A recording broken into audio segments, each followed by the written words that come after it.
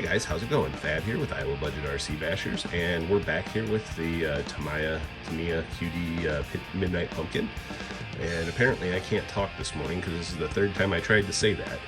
But anyway, so we're going to play a game of what's in the bed here of the pumpkin.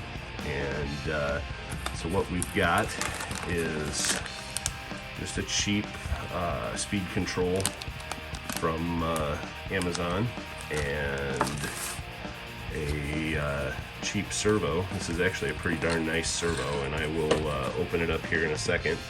But last time you guys saw this truck, I had taken all of this off and looked at everything. Everything looks good, and it seems like there's power up to the switch. There's not power through the switch or going to anything on the board, and I can't get any power no matter what I've tried. I've checked a couple connections that I thought might have been bad and put a drop of solder on them, and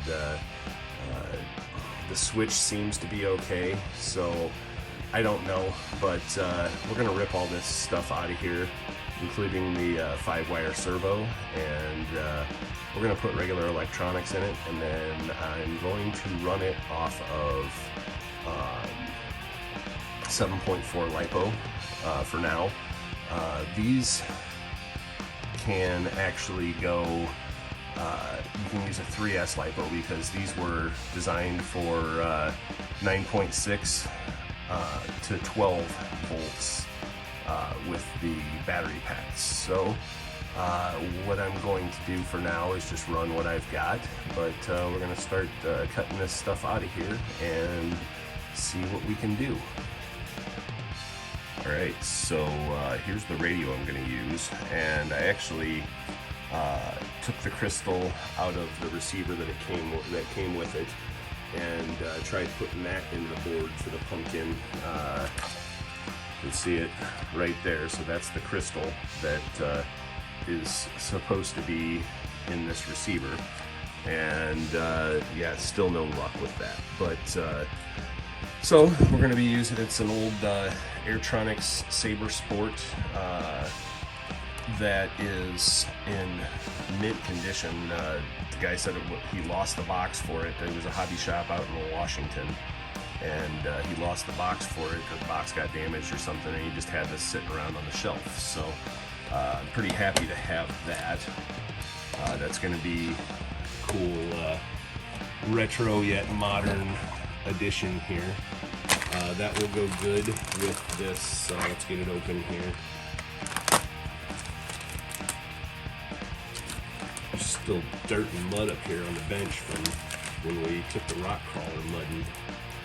So that'll go good with this little ESC. I believe this is a 40 amp ESC. Might be 60, but it was like 10 bucks on Amazon, and should work just fine. Don't have any batteries with Tamiya connectors, so I'm going to replace that with the T connectors, the Dean's connectors. Sorry, I'm having trouble thinking here. So that'll be good for what we need it for. And then here we got a servo kit that just a 20 kilogram servo. So again, from Amazon, it's like 14, 16 bucks, something like that. It actually came with a bunch of different options here for servo mounts or for servo arms, and then it also came with a good heavy-duty aluminum one. I'm actually probably going to use what is on the pumpkin servo just because that's what it's already set up for.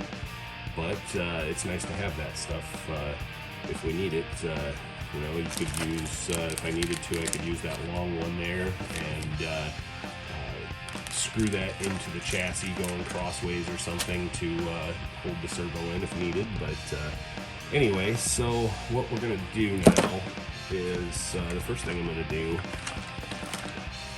is, got the motor wires here on the truck itself, and so I'm going to snip those I'm not going to snip everything super close. So now we've got our 2 motor wires that we're going to need. Going to snip the antenna wire, even though we're not going to need it. What else do I need to snip here? Okay, so this is the hot from the battery area, which I'm not going to use. So I think what I'll do is just give the snippy snip there and the snippy snip there, and then the old charger and all that stuff just comes right out. Now, to get this servo out, what we've got to do, if I remember correctly, is I've got to take the front axle out. So I'm going to go ahead and flip it over. Oh, one thing I wanted to show you is, since the last time you saw it, I took the bumper off of the Radio Shack parts car and put it on here. And so, yeah, you can see it fits perfectly. But what I'm going to have to do here is actually take the bumper back off, and so we can get that front axle out of there. Alright, so there's the bumper. Now this whole assembly should, let's see, I might have to, yeah, I'm going to have to take the wheels off and disconnect the shocks here. Or do I? No, I can do it like this and just pop them through. That's right, I forgot. So let's do that. And then this whole assembly turns over. But we need to take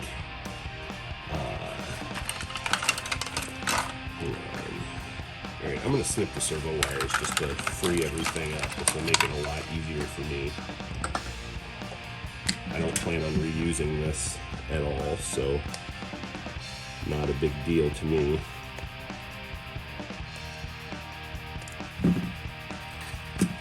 Alright, so we'll just throw the chassis over to the side and then see what we've got to do here to get this off. I believe we're going to have to do like we did when we pulled the front axle apart on the other one, and just take these screws out, and then that servo motor will come out.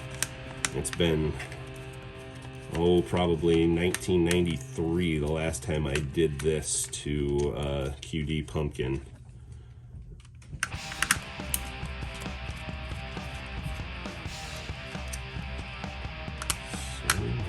Screws out of here.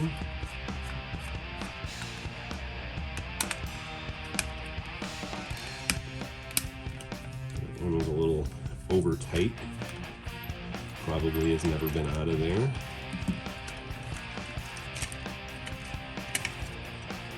Alright, yeah. So now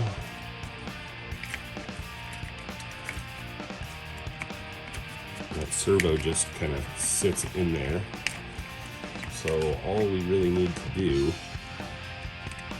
is take the servo screw out, because I would like to use their servo saver here. And with that out, should be able to pull that out, and thought, if I remembered correctly, that the Servo Saver just came right off of there. Let's see, I've got a little flathead snap-on screwdriver here. Yes, it does. So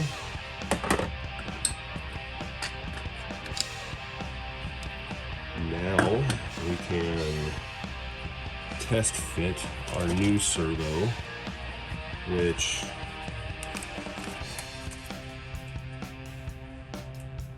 as you can see, is the same size. I might have to take these lugs off.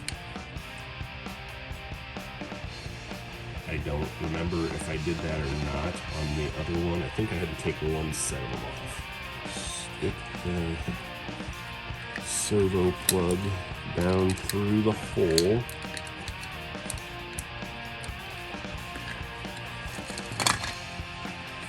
And yeah, we're definitely going to have to trim those off of there, because otherwise that's not going to fit. And it actually looks like it's a little bit wide, so I may have to take a Dremel to this area here or that area there, or file or whatever, and get them down. So I'll go ahead and do all that and bring you back when it's time to reassemble it.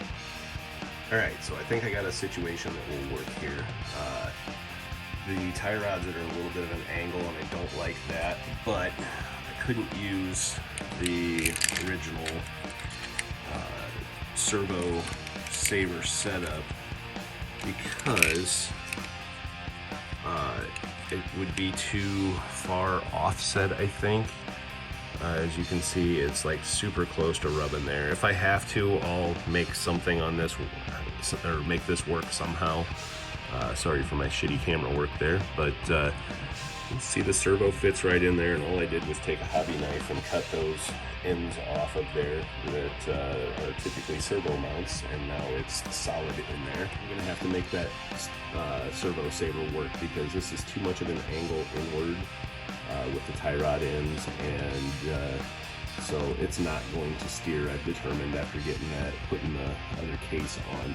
So now comes take this back apart and figure out how the heck to make this Servo Saver work. Alright, so I had to come up with a little solution here to a problem.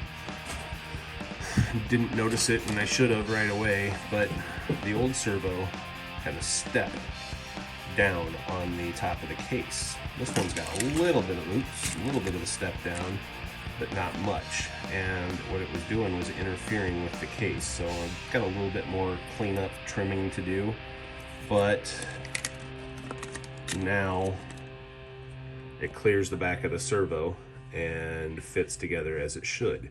So now we can proceed forward and get things going. Hopefully that Servo Saver end works. If not, I'm going to have to figure out something else for that. But yeah, that's where we're at. So now I'm going to put this back on the chassis and we will continue from there. Alright, so we're going to call that an episode because we're running kind of long. But we are going to move ahead with this, and I will continue filming, and we will have another episode coming soon. It's a pretty easy, straightforward conversion, but just a couple little hoops you gotta go through, as with modifying anything. So anyway, thanks for watching, guys. I'm Thad. I'm Harrison. With Iowa Budget RC.